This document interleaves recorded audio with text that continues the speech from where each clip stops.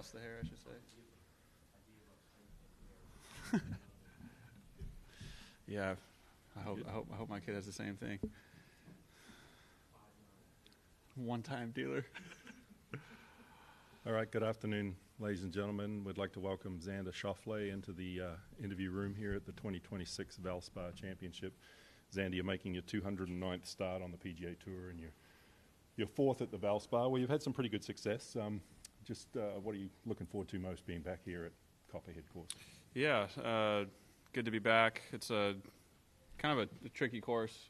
I think I've always enjoyed the challenge. Kind of why I've been back these last few years. Just presents itself well, and different wind directions, it can be a little intimidating. So just enjoy that challenge, and yeah, looking forward to having another good week. You said you just played 9. Do you see anything different? What did you find? Yeah, the greens are soft, obviously, with the storm coming through, a couple storms, I should say, and the greens are rolling really nice, pure. It's nice to be on green greens versus what we've had the last couple of weeks, so hopefully we can get some putts to go. Since you mentioned the last couple of weeks, last week was the third place for you, and you played really well coming down the stretch. How would you describe the way you felt last week with the way your game's shaping up? Yeah, I felt pretty much unstoppable the first 2 rounds, and then had a kind of a weird Saturday, and then was having a weird Sunday for most of the day, and then was able to sort of salvage a good finish there with the last 4 holes. So nice to obviously end the tournament that way, but would have been cool to kind of be in the hunt there. But no complaints whatsoever. When you finished just a few groups earlier, how did you feel? Did you feel like you still had a chance there? No, not really. I mean, Cam and Fitzy were playing nice, and those holes were downwind. 17, 18 were downwind, and they're too. Anyone that's in that spot coming down those holes, unless it's sort of into the wind or a left to right wind or just something kind of funky. I figured they would manage, and they did just that. All right. If we have some questions for Xander, we'll get you a mic. Just let us know. We've got a microphone right back there. We'll go to Amy over here. Just go to Amy at the back. Thanks. Xander, you said you felt unstoppable those first 2 days last week. How do you go about trying to recapture that feeling again? Just working on the same stuff. Maybe just seeing a few more putts drop. I think I played really good the first 2 rounds, and the 10 whatever I was at was probably what felt like the worst I could be at. So I felt like I left a lot out there, and then I thought I was going to have kind of a hot weekend, and it was solid, but nothing too special. So just kind of digging into the same thing here this week. As well as you played here at this course, what have you learned you have to do well around here to be successful? Just your approach needs to be spot on. The rough can be a little challenging around the greens, depending on sort of what kind of lie you can get, and it's a sort of a positioning battle around this property. If you're out of position, it's easy to feel like you can get greedy and sort of force something, but sometimes that's not the best way to play this course. So just kind of plot your way around the property. All right, come over to Mike. Being the highest ranked golfer in the field, does that carry some weight for you this week, playing in this tournament? Like, it's not, and I don't mean this as a shot. Starting to feel like one. No, but it's not very often that you're like the highest ranked golfer in a field. Dang. I know. So, but does that carry some weight? Does it feel a little bit different? Not really. Mark just said it was my 209th start, so I'm starting to feel like an old guy out here, to be honest. I feel that more than the actual rank in a field, you know what I mean? I think once the gun goes off and everyone tees off, it's sort of anyone's game out here. I feel like, the level of play is pretty high, so if anyone's playing really well, they're going to be right there. The only thing I can kind of lean on would be if I can put myself in a position to win, I feel like I have a better chance than maybe someone that hasn't won. But you still have to earn that right there at the end. Go to Mark and then to Bob. Xander, why do you think this field keeps increasing in strength? Why do you think players like yourself want to come here and maybe not go to Cognizant? It's a long Florida stretch. You've got the Texas two-step if you go. Yeah. What makes this place attractive? It's tough. It's a tough course. I think it's sort of stood the test of time. There's a few holes where hitting it far helps, but you don't have to do that. It's had some really good winners, and it probably fits nice in the schedule. It's a big haul to come over after, I played, this is my, I think, 7th event in 2 months. So, 7 of 8 weeks. I think it's just a big haul to go from West Coast to East Coast and then keep going. So I think this kind of hits a nice little run going into Texas that a lot of guys like to play. Go ahead, Bob. A year ago, you came here obviously off, a low point. You hadn't played well at the Players, and obviously this time you did play really well. Mm-hmm. How are things different? Like what is different from a year ago? I know that you were on the mend also. Sure. At that time, but you did have a good week here last year. Yeah. The tournament. Yeah, it was really confidence boosting. I was definitely coming back from injury. Playing. I was told not to play Bay Hill Players as my first 2 coming back. 2 really hard courses, 2 really hard cuts to make. Just 2 sort of punch you in the face courses, after taking some time off. So definitely not a great place to gain confidence. And this one can bite you too. You know what I mean? It's not like this is an easy track. Like I said, we've seen winners, in single digit up to, low teens kind of win this tournament.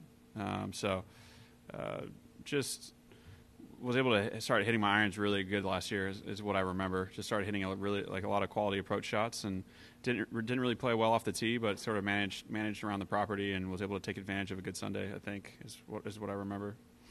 Also wanted to ask about your thoughts on what came out of Brian Rolop's news conference last week. Obviously, there's a lot to unpack still, but curious if you've talked with your peers about where you see the tour heading. I mean, he mentioned 120-player fields, more signature-type events, relegation and promotion. Do you guys have any sense of where it's headed, and do you have any thoughts on if you like any of those ideas?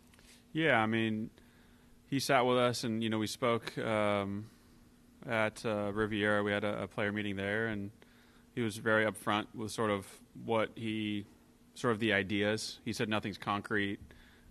He sort of wants to honor what we have now and not just pancake the schedule, just in 1 year. It's going to be sort of like a rollout plan. So other than that, I think he hasn't been, too specific with sort of certain things, just because I think there's just, like I said, this is my 209th event. As I get older, I'm starting to realize there's a lot more that goes into a tournament than I thought, 200 events ago. I'm starting to realize that there's a lot that goes into it, and when you want to change things and make everyone happy and sort of create a structure that's supposed to be there for 50 plus years, I wouldn't want to have that job. So, he's asked us to be patient, and I think we're appreciative that he's communicating well and kind of keeping things in front of us. Other than that, no, I mean, I'm not going to sit and speculate. Did that for too many years. So just being patient, trusting that he's going to do the right thing by all the players, and, set the tour up for a good future. As someone who's been part of these signature event fields that are smaller, with no cut, Mm-hmm. the idea of expanding them by 40 or 50 players, are you okay with that? I mean, in theory, that's not great for someone like you who's been in them. I mean, I don't think it does anything to me,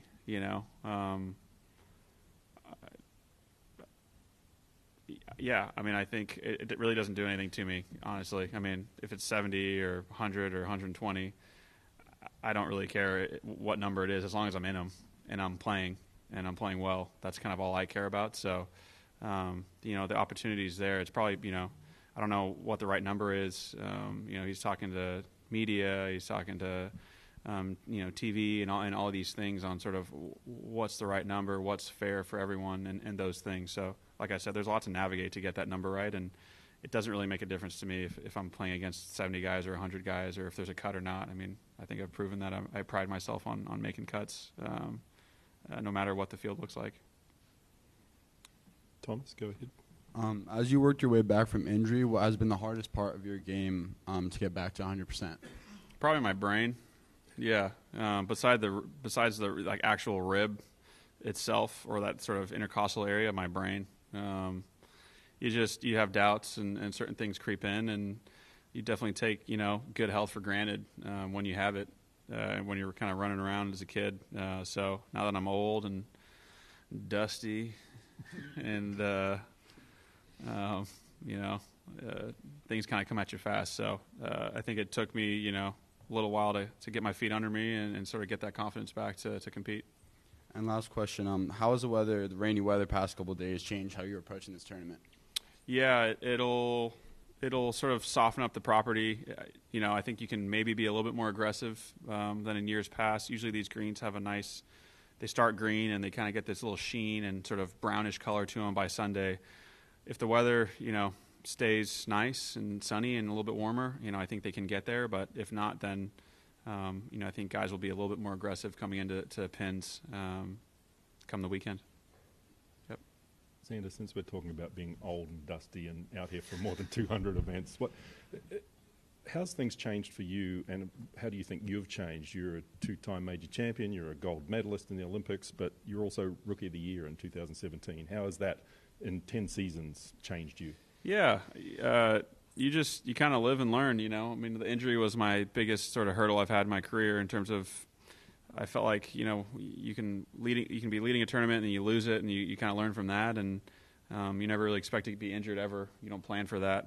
Luckily, I have a good team around me to sort of push me going, or keep me going and keep me healthy.